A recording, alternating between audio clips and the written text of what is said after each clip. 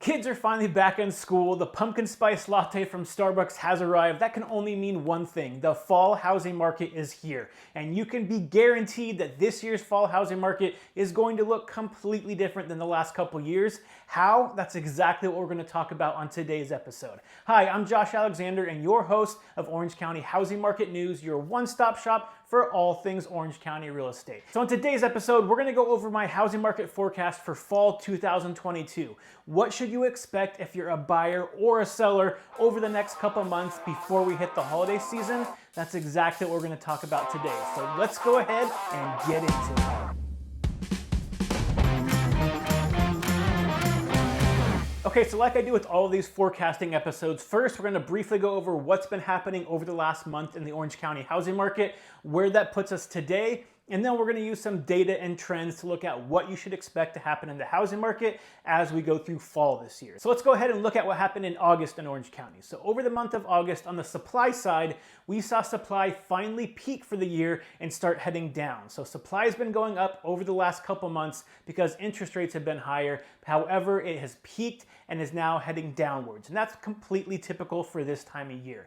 It actually dropped 4% over the last week alone.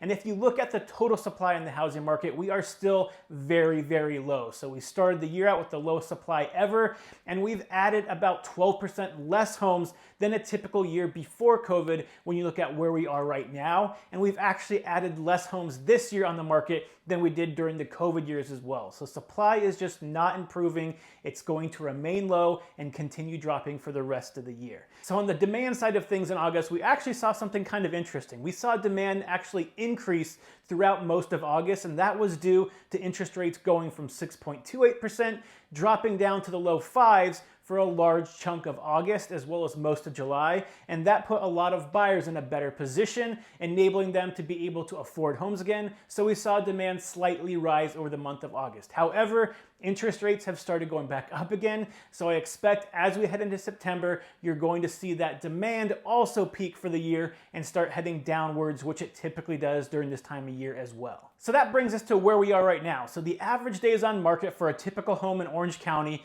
is 63 days. So from the time you place a for sale sign in your yard to when it goes into escrow, typically is going to take around 2 months. And that puts us in a very slight seller's market where sellers still get to call a lot of the shots. However, you're not seeing a lot of homes with multiple offers anymore. Typically, you're going to get 1 to 3 offers on most homes in Orange County right now, and that's been the case for about the last month and a half. So if you're trying to sell a home right now on the market, yes, you still have a small advantage as long as you price it correctly. If you're trying to buy a house right now, the competition is way less than it's been the last couple of years, which means if you place an offer on a home, typically, you're only having to compete with 1, maybe 2 other offers in order to get into escrow, which means that you no longer are having to bid up the prices, remove contingencies, and you can take your time looking for a house right now. So buyers that are entering the market right now are having greater success finding a home and not overpaying for it. So that brings us to what you should expect if you're thinking of either placing your home on the market in the next couple months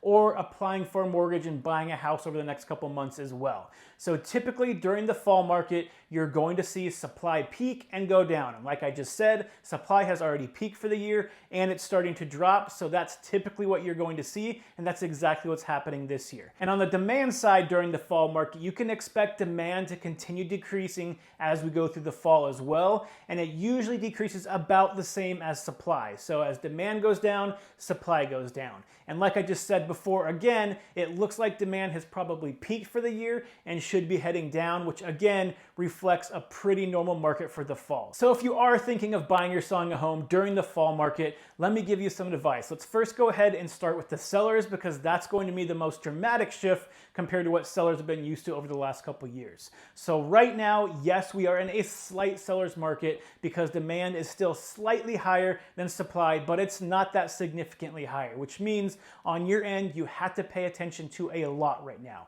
Number one, you have to price your house correctly. If you overprice your home in this market, it is just going to sit there. You're not going to get offers. The demand is just not there to support that high of number anymore. You need to make sure that you partner with a real estate agent that is going to take the time to go over in detail all the most recent comps And ideally, they should probably only be using comps from the last 90 days because the market has definitely shifted. So that's going to give you a better picture of what your home should be worth right now. So they should be using those comps and accurately pricing your home and giving you a fair market value. If you're not doing that right now, again, if you overprice it, it's going to sit on the market and you're not going to have success selling your home during this fall market. So that's number one. Number two, if you do place your home on the market, those cell phone pictures that you see from realtors, that they're just taking pictures of the house, walking through, you see them in the mirror, it's not going to cut it anymore. Yes, you probably could have got away with that over the last 2 years during COVID because demand was out of control.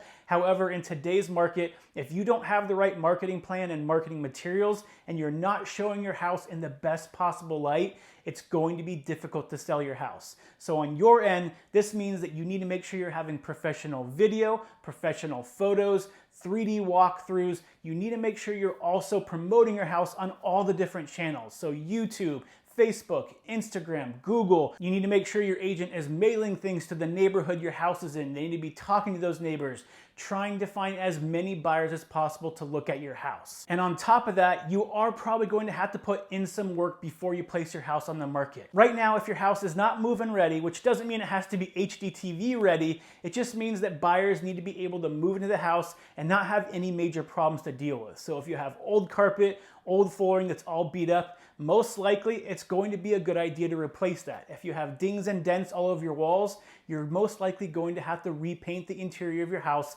to make it look as good as possible, because when buyers walk in, you need to have that great first impression. If they walk in, it looks like every other home on the market right now, and your house is not standing out, the odds of you getting good offers or any offers at all dramatically decrease. So you need to be fixing those small things around the house that are broken. You need to make sure visually it looks great. So whether that's small repairs, doing some cosmetic work on the inside, outside of the house, including landscaping, getting your home staged right now so the buyers can better picture themselves living in the house and the house makes sense in terms of a theme and it all ties together. Those are the things that you're going to need to do in order to successfully sell your house during this fall market. So make sure whatever real estate agent you're working with can offer all these services for you and has recommendations for you on how to better prepare your house for sale so you have the best chance of success and your home doesn't sit on the market for months. Now, the other thing that sellers definitely need to make sure they're paying attention to that they didn't have to as much during the COVID years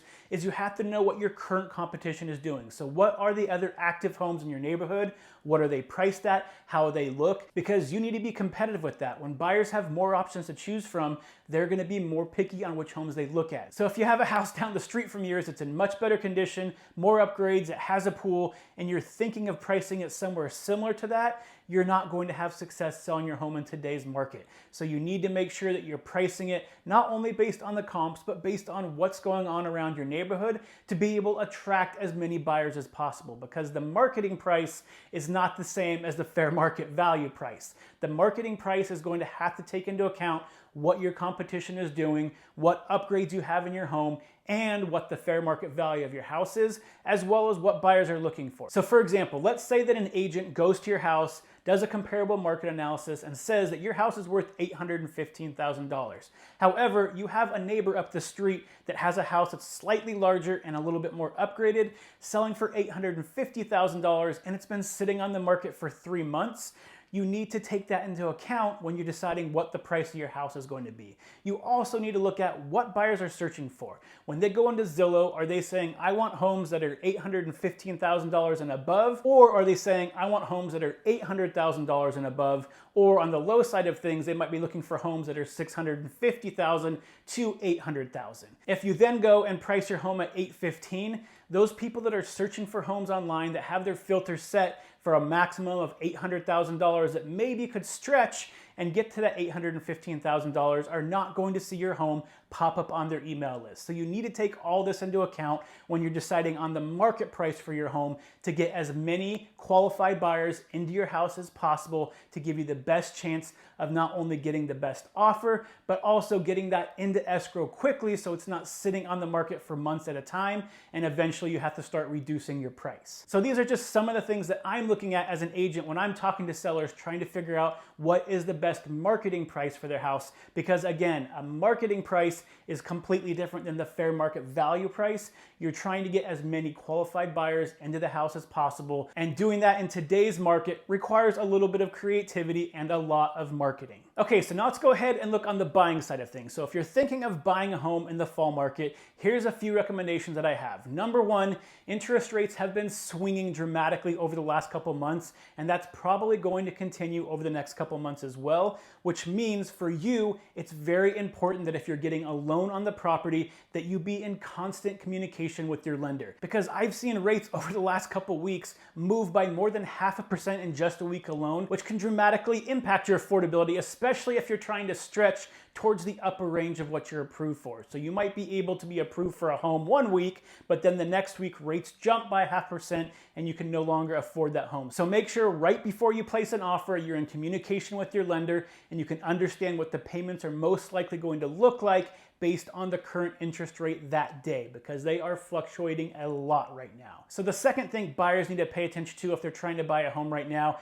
and again, this goes back to the lender, is that right now, because rates are so high, it might make sense if you're planning on staying in the home for long term to start buying the rate down a little bit. And what this basically means is you're paying a lump sum to the lender in order to get a better interest rate. So that way your monthly payments could be dropping by hundreds of dollars a month. Now again, this is for long-term homeowners. It's not something I'd recommend if you're only going to be there 2 or 3 years. However, if you're going to be in there long-term, it makes sense to at least discuss those options with your lender to see if you have extra money, if you're able to buy down the rate so you're saving yourself hundreds of dollars every single month, making the house more affordable for you. Now, if you don't have extra cash set aside, in today's market, in this cooling market that we're seeing, you might be able to still place an offer and actually ask the seller to credit you towards buying your rate down at the end of escrow. So it could be no money out of your pocket. The seller actually pays for you to buy that rate down and saves you a couple $100s a month.